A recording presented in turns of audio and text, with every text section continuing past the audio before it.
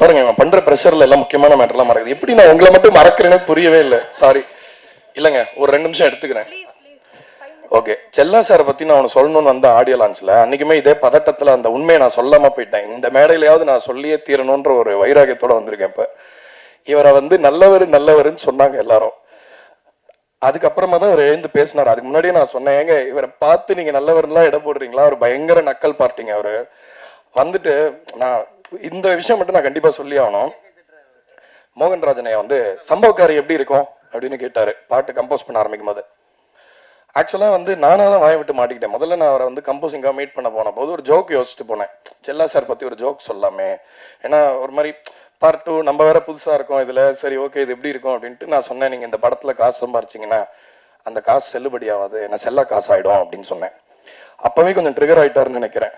ஓஹோ நீ வா வச்சுக்கிறோம் அப்படின்ட்டு. முதல் நாள் ஐ திங்க் நம்ம 12 மணிக்கு ஆரம்பிச்சோம்னு நினைக்கிறேன். நைட்டு 12 மணி வரைக்கும் எக்ஸ்பிரஷனே இல்லை.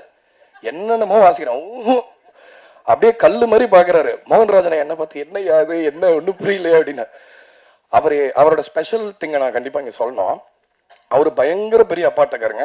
நீங்க பார்க்க போறீங்க இன்னொரு 10 வருஷத்துல அவர் என்ன மாதிரி விஷயங்கள்லாம் பண்ணுவாருன்னு. துளி கூட அதோட ஒரு பெர்சென்ட் விஷயத்த கூட யார்கிட்டயுமே காட்டிட மாட்டாரு. எல்லார்கிட்டையும் என்ன அப்சர்வ் பண்ண முடியுமோ அதை பண்ணிக்கிட்டே இருப்பாரு. எப்பயுமே அவர் பேச விட்டு வேடிக்கை பார்ப்பாரு, அப்படியே பார்த்துட்டே இருப்பாரு. ஓஹோ அப்படியா, ஓகே ஓகே அப்படின்னு தான் சொல்லுவாரு.